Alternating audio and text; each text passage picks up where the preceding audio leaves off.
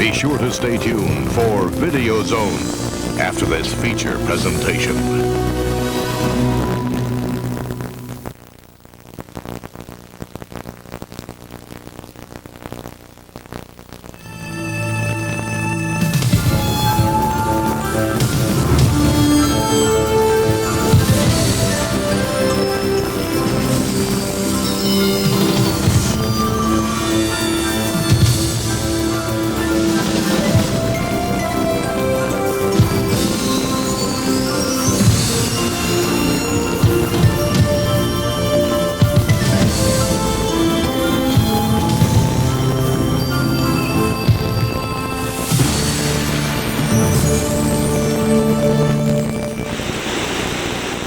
Welcome to Video Zone. As you can see, we're here in the full moon screening room, and I guess a big secret is out.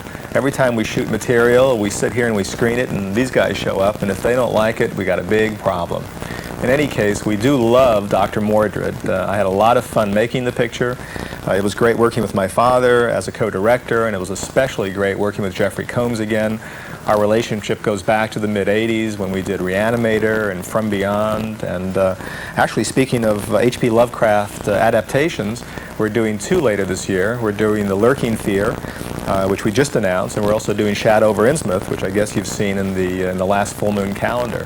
So I look forward to making those and about 20,000 other full moon films in the next 10 years. And in the meantime, I'll see you on the next edition of Video Zone.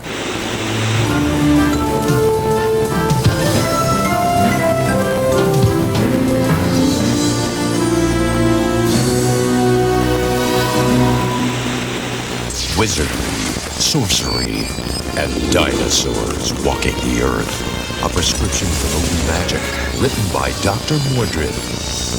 Full Moon's latest and greatest release. Charles Band, chairman, creator, and mastermind of Full Moon Entertainment, takes time out to direct. He manages to juggle directing with other Full Moon responsibilities by sharing the job with his dad, veteran film director Albert Band. You say action, I'll say cut. He's directed most of it. I came in when he was busy. Well, we do have that routine. I'll say something, and even if it's right or wrong, I'll say something like, okay, now the actor's going to move over there. Is this a good shot? Yes. It's the Ed McMahon yes. Or he'll say it, and I'll go, yes. Charlie was on all my sets when I was directing movies in Europe from the age of, I would say, 9, 10, 11, something like that. Yes. Yes. So it's an old relationship. Yes. There are more bands involved in Dr. Mordred than the directors. Richard Band, who has composed countless Full Moon scores, including The Pit and the Pendulum, Puppet Master, Demonic Toys, and now Dr. Mordred. And Charles' son, Alexander, the little whippersnapper from the museum. Man, they sure were giants. I remember them being much bigger. Action! Jeffrey Combs, star of Reanimator and From Beyond, is Dr. Mordred. Marvin, you're dead. He's a good sorcerer. There's such a thing as a bad sorcerer, and as we have in this movie, and a good sorcerer. Hands! Whoa! Whoa! Hands down. Good hands. Good hands. It's make-believe. You know, when you were a kid and you used to put a towel around your neck and run around the backyard and, well, maybe you didn't, but I did. And then I wanted to be Zorro, and then I wanted to be Superman. And now I'm Dr. Mordred. You're a fool, Anton. If the people of Earth knew what you really were, they would kill you. Brian Thompson plays one of Full Moon's vilest villains, Cabal. Cabal is a several thousand-year-old being who has over the years gained ultimate wisdom as to the use of chemicals and can use these for his own selfish purposes. Definitely despises Dr. Mordred and anything to do with the word good. In other words, Mordred would be the student to bring the teacher a shiny apple. No, I had the shiny apple also with the razor blades in it. Same shiny apple, just different contents. As tough and as strong as Brian is, he saves the real-life dangerous stuff, like stunts, for the experts, stuntmen.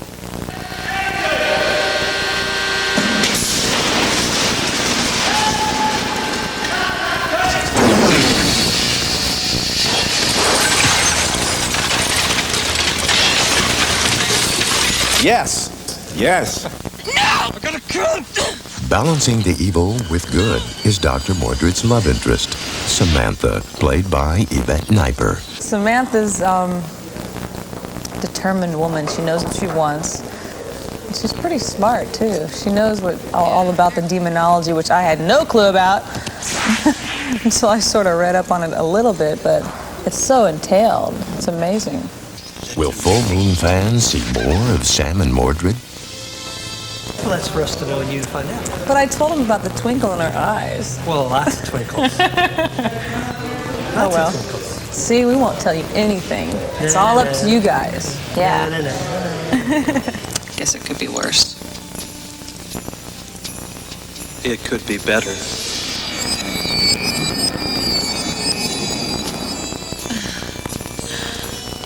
Much better. I think there'll probably be a second one. That I have no inside information. I just think that they'll probably, because it's interesting. It's fascinating. Yes.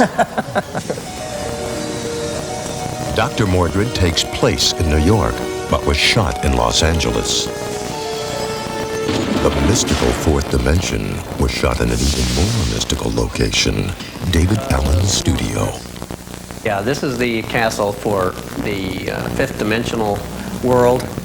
This was designed by Dennis Gordon and built by Dennis and some of his artisans. In the movie, it was lit more or less normally, and this portion of the miniature tries to duplicate that area of the set that was built for the live action. And sometimes this castle has been used to complete the portion of the set that was never built and is put in with split screen so that we see what looks to be a larger part of the whole structure. David Allen has been animating inanimate objects for years, beginning with Gumby in the 60s, to the Pillsbury Doughboy in the 70s, to an Academy Award nomination for the young Sherlock Holmes in the 80s. David Allen continues to give Full Moon Films that extra touch of magic.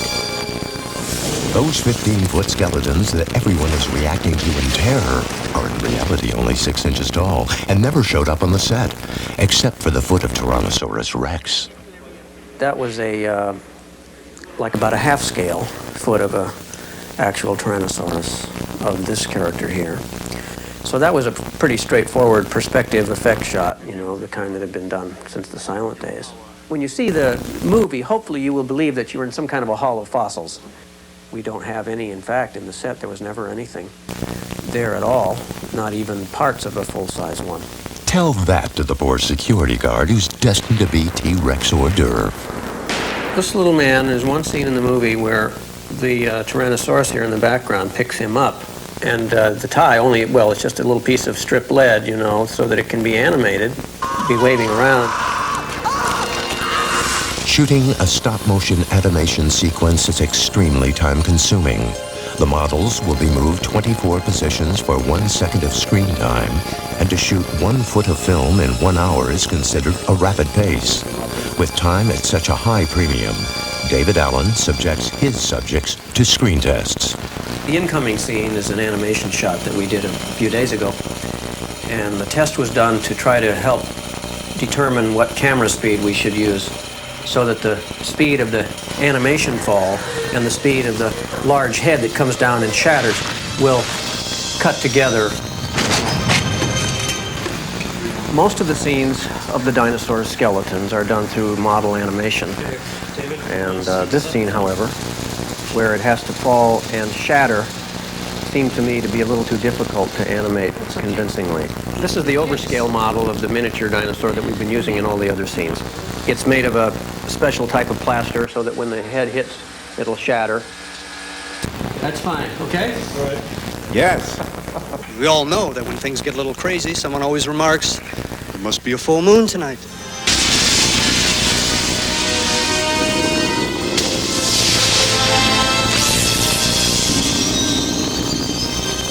Dr. Mordred, master of the unknown. It's fun directing with Sonny Boy, too. Yes, that's great. Very much so. And we hope to do many more. Many more. Yes. Pretty silly, huh?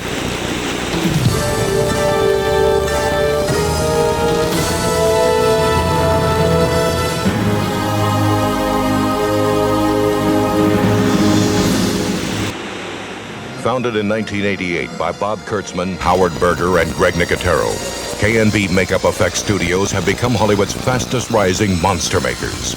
Their ghoulish talents ranging from the undead hordes of Army of Darkness to the deformed superhero of Darkman, the television series. K&B has also contributed the head-bashing effects to Misery, as well as building the false buffalo for the Best Picture winner, Dances with Wolves. Now, K&B has teamed with Full Moon Entertainment to create the creatures of Trancers 3. An assignment that has chilling irony for K&B founder Greg Nicotero. I think one of the most rewarding things about being involved with Trancers 3 was I got a chance to work with a really good friend of mine as director. Courtney Joyner and I went to high school together in Pittsburgh, Pennsylvania. So when we were little tykes, we used to hang out talking about movies and drinking beer, and he was the only other person I knew that knew who Tom Savini was or knew who Rick Baker was, and I was amazed by that. So we used to talk about, wow, wouldn't it be cool if like someday we could like do a movie together. So as soon as I found out Trancers was happening, I called him instantly and said, Court, this is like an opportunity for us to realize our dream, man, to like do a movie together.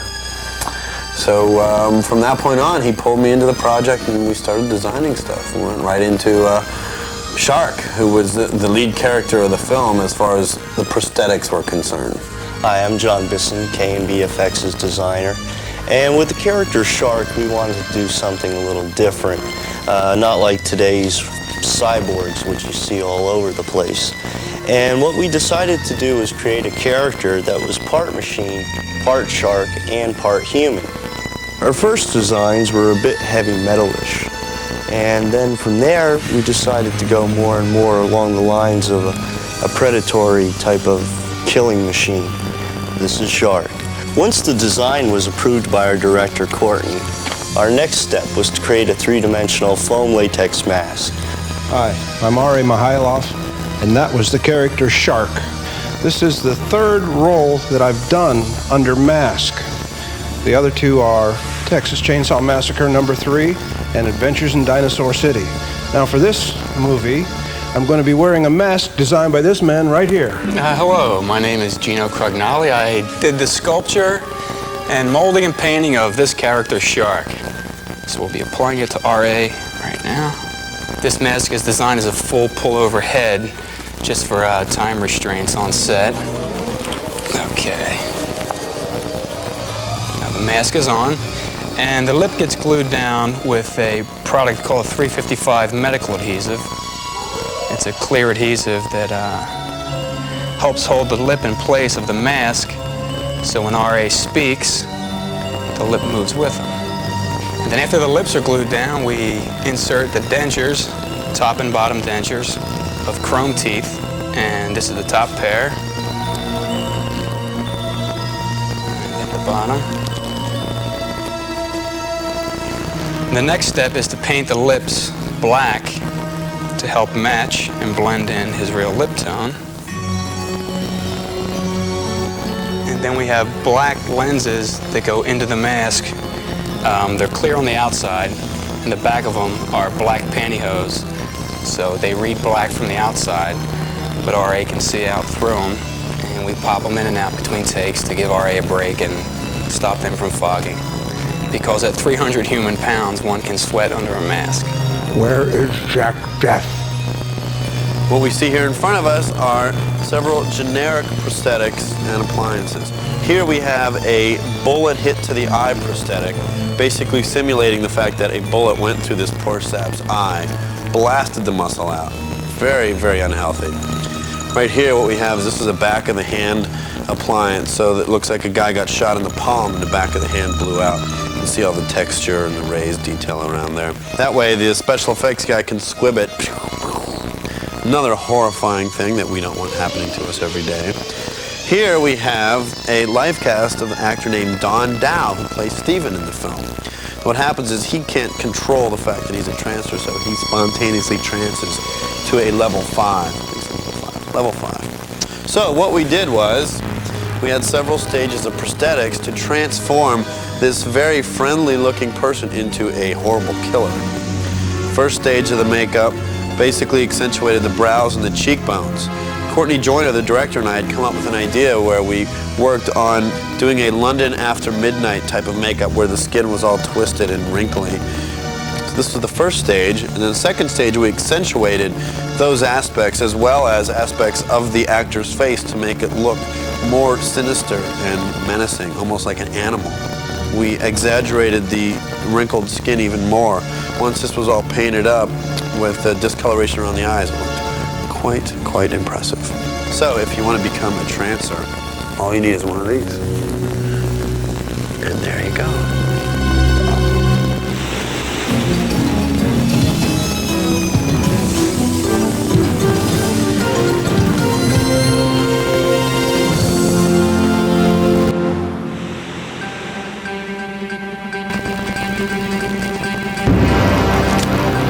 He's a trancer hunter, stranded in our century, out of enemies. That's right, folks. It's time to take advantage of our holiday rates at Jack Death's Detective Agency. Out of luck. I thought we agreed on a clean break. This is the greatest Christmas present I've ever had. And out of time. Where is Jack Death? Where is Jack Death? What the hell are you? You must come with me. But now, Jack Death is going back to the future to take care of old business. Welcome to hell, Jack. Did you give him his assignment? I'm gonna send you back down the line to kill the trancers at this source. Find the son of a bitch who started this thing and singe his ass.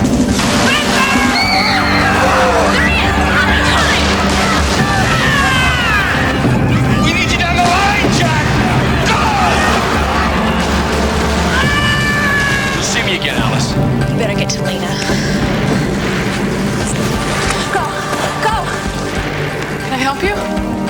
I know this is a hell of a shock. I would have called first. I got some transfers to singe and I need your help.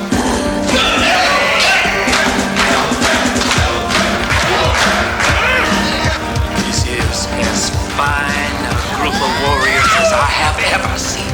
When did the military start trancing experiments? She claims it's been going on for years. It's a real black bag operation. She used to be part of it, but now she wants out. Lena, who the hell is this guy? I'm a trancer hunter. Too much has been invested in you, but the only way you're going to leave us now inside your body bag. Is that clear? Just watch my eyes, Jack Death. Only squids can be trans. Listen to my voice. Once a soldier is placed, his mind can be turned over to me in a matter of minutes. You're not gonna get me, I'm Jack Death. You have no idea what my soldiers are capable of. Attention, everybody! This is the code red! Private Garrett is trying to escape with the prisoner!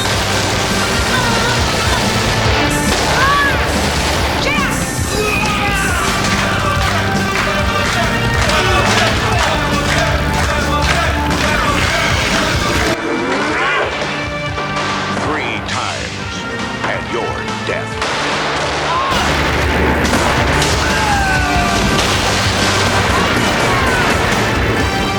Tim Thomerson,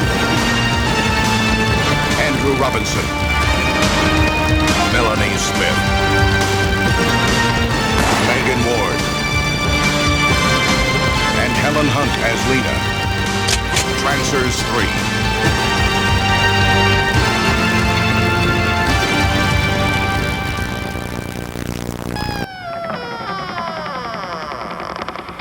The entire town of Pahuta is tuned to Superstation 66. Please, this stuff's killing me! That was funny. But while dangerous Dan O'Dare is rocking the airwaves, A disc jockey from outer space is about to change the frequency to total terror.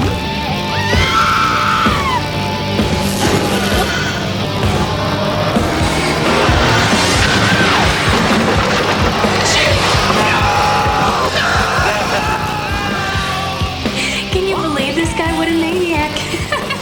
He's offering a prize to any beautiful woman who's listening. Hey, whatever they're doing, it's intense.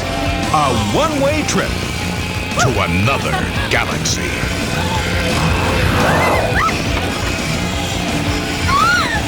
It really sucks. Aliens are using my voice to aim their machinery. Oh my God. Turn off your radios, people. They're doing it again.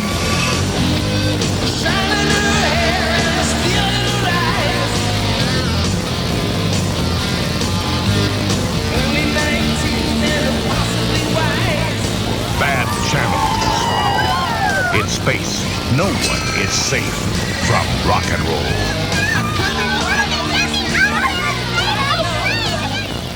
In Comet Valley, the seeds that aliens have planted have grown inside of human souls. The question is, are you one of them?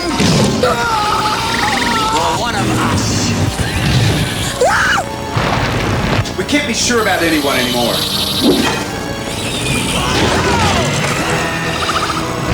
Seed people.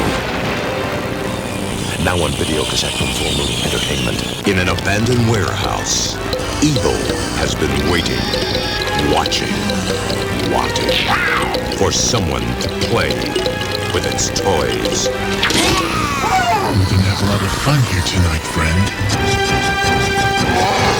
Someone's inside the toy. What do you want? Demonic toys. Now on video cassette from Full Moon Entertainment. Beyond desire. Beyond evil. Beyond imagination lies the doorway between heaven and hell.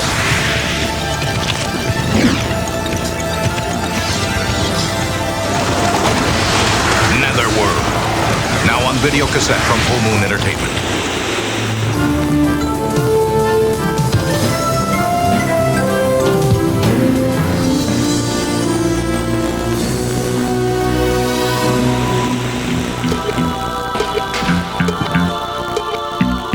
Hi, Full Moon fans. I'm Charlie Spradling, and I'm here on the set of Transfers 3 to tell you about our hottest new collector's items. Moonstone Records has just released the newest soundtrack from our movie Bad Channels. This CD has over 70 minutes of songs by such great new acts as Psychotic Symphony, DMT, and Fair Game. Even the legendary rock band Blue Oyster Cult performs 2 songs, as well as the movie's original score. At Full Moon, our imagination just keeps growing, especially with our new trading card sets from Seed People and Bad Channels. Now you can learn the secret origins of monster planets and intergalactic bands. The cards also have full-color drawings of your favorite characters. But our wildest moving pictures are our comic book versions of Doll Man and demonic toys. Malibu Graphics keeps pushing Brick and Jack to the limit, so be sure to pick up these 4-issue limited series at your local comic store or newsstand. It's a hot summer here at Full Moon. There's no better time to wear our t-shirts than now. Our latest silkscreen hits include Netherworld and demonic toys. What do you think? You can also get your official Full Moon t-shirt when you join the fan club. $20 also gets you a subscription to our Moon Flash newsletter. It's the first and best way to get news on our upcoming films and our behind-the-scenes Full Moon magic. For more information about becoming a Full Moon fanatic, you can call our hotline at 1-800-999-9559 or write to Full Moon Entertainment, P.O. Box 526, 8721 Santa Monica Boulevard, West Hollywood, California, 90069. Thanks for watching Video Zone. Keep sending me those letters and I'll see you next time.